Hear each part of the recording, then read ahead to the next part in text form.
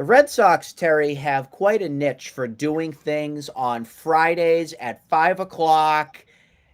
You know what? We'll take it because right now the Red Sox have made a pretty significant move in my eyes. The Red Sox have come to terms with right-handed starting pitcher Lucas Giolito, who have now secured a bona fide starting pitcher for their rotation at a 2-year, $38.5 million contract. But just wait a minute, folks, because it gets a little technical. The deal includes an opt-out after 2024. It also includes a $1 million incentive for both years with $19 million guaranteed in the first year, making the second year opt-out 19.5. Terry is here to talk with me to break down this deal here. Yes, it is a little wordy. It is a little interesting on what they did come up with. But Terry, we have our first significant move here where Craig Breslow, as our chief baseball operations guy, has gotten somebody, at least on our list, that we were thinking we could take a flyer on and be okay with. So I am assuming you're happy like I am that we have legitimately done something here and we have a durable, legitimate pitcher now added to the rotation. Terry, welcome in. Yeah, you need a law degree from Harvard to understand the terms of the contract. There's an option beyond what you described for 2026, and if Giolito happens to opt into 2025, that's his choice, not the Red Sox, but pitches less than 140 innings, less than 140, that would trigger a club option for 2026. So lots of innuendo here, but this is a guy most of the hosts on the crew wanted. Some people, I'm extremely supportive of it, and some people might come at me and say, you're such a hypocrite. He's been trashed the last 2 years. This is similar to a Hein Bloom signing. Not exactly. He has struggled with his command, and the walk rate's been up. His ERA's been just a little under 5 both years after having a Cy Young candidate type year in 2021. But I'll say this is what makes it different. He's extremely healthy. Health is not an issue. Mm-hmm. And that has been a huge factor in why all the Hein Bloom guys did fail. Garrett Richards, had, I think, shoulder problems at one point that season. Corey Kluber, I forget what his reason was, but at least he wasn't pitching anymore. He was terrible if he was healthy or not, but he had some health issues. James Paxton, that's a name that surfaced last week. The Red Sox are still interested in him. I want no part of James Paxton. And he missed the first 6 weeks of the year last year with a hamstring problem. And then he dealt with knee inflammation on and off, and that caused him to miss.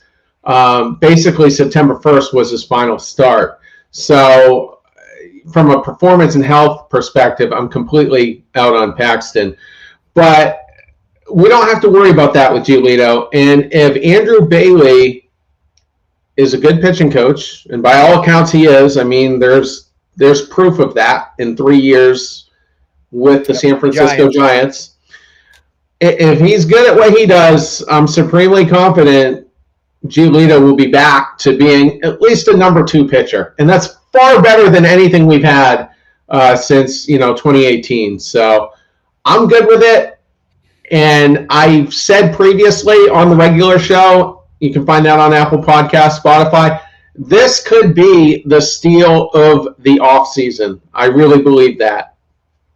I think he has every ounce in the world to come back and be one of those comeback player of the year in contention, just because of the pedigree that I think he's had in his career. Yes, last season was god-awful for him, but he still had 184 innings pitched, even though giving up all the gopher balls that he did. I think it was like 42 or something.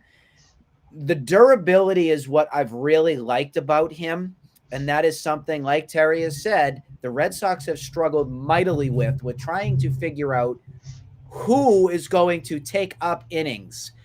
Well, you just got a great pitcher that's going to come in and at least give you 6-7 innings. Not sure what he's going to at least put up with, but I am willing to gamble here with Andrew Bailey as our new pitching coach and everything that adjustments will be made. They can fix some things and tinker with some things to get him back to a 2021 style pitcher that he was with the White Sox for a long time. So I came out and I also tweeted and said that I'm happy with this move. I think this is a move in the right direction. It is baby steps, though. There is still work to be done. Let's not go throw a party here and say, oh, Lucas Giolito's here. World Series is back on. That's not where we're at. No way. We have lots more work to do. We know there's rumblings with Teoscar Hernandez. We know that there's even some rumblings with some trades with Luzardo and even Shane Bieber. I know you're not a big Bieber guy, Terry, but those are also some names that are out there in the land with the rumor buzz. Whether these things happen or not, we're not going to spew nonsense here. There's nothing that's been done as of yet with that. So we like what we have right now. We're happy, but there's other things that definitely need to come to. I think it's also important to point out that Chicago was a dumpster fire last year, not just on the field, but off the field. The coaching staff basically allowed for a very lax environment. It wasn't even mandatory to go to team meetings. It just wasn't an environment that promoted professionalism, and you saw guys suffer. You know, Lance Lynn, not that he was ever super great, but was trash all year, goes to the Dodgers, has a resurgence. Joe Kelly, a little bit of the same. And, you know, and then Giolito gets traded to another dumpster fire team, the Anaheim Angels.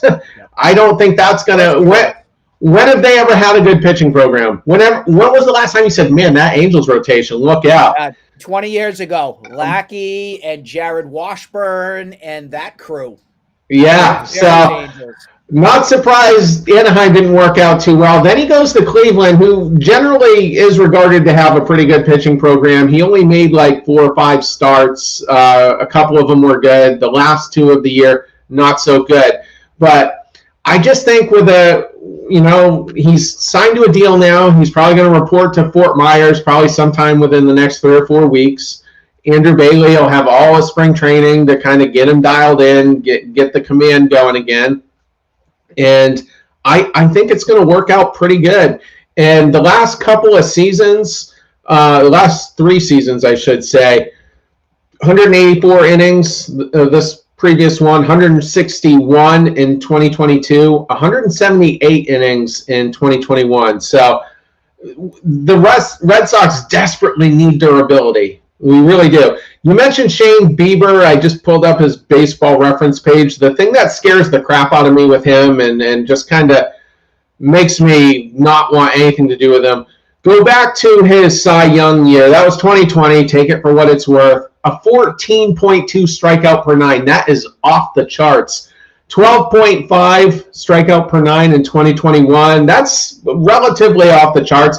Then it nosedives in 2022 to 8.9 strikeouts per 9, and then last year dips even lower to 7.5. I am out on Shane Bieber. I want no part of him.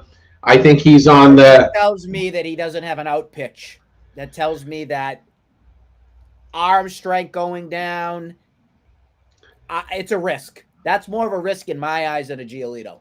Yeah, you do mention Jesus Luzardo. He was kind of a reclamation project from the A's, and Miami kind of turned him into the stud that everyone thought he could be. He is controllable for the next 3 seasons, so that would be a significant trade.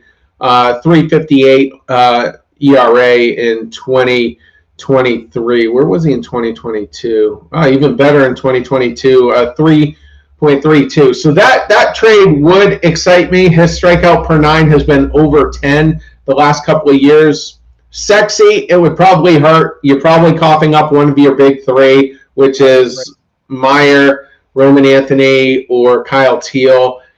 I don't love that, but we'll see. I'm at the point where I think I'd rather deal Meyer over the other two, but we'll see. Yeah, you know what? I'm kind of getting into that phase too, where I just think Meyer's kind of gone down a little bit, and the other guys have just kind of increased their value in a way. Last thing I want to say before we do wrap up this one is I don't know how much stock you put into somebody like a Peter Gammons, Terry, but I did like his comparison rather, that he came out and talked about what this Giolito signing seemed to him in a way. And he mentioned Rick Porcello.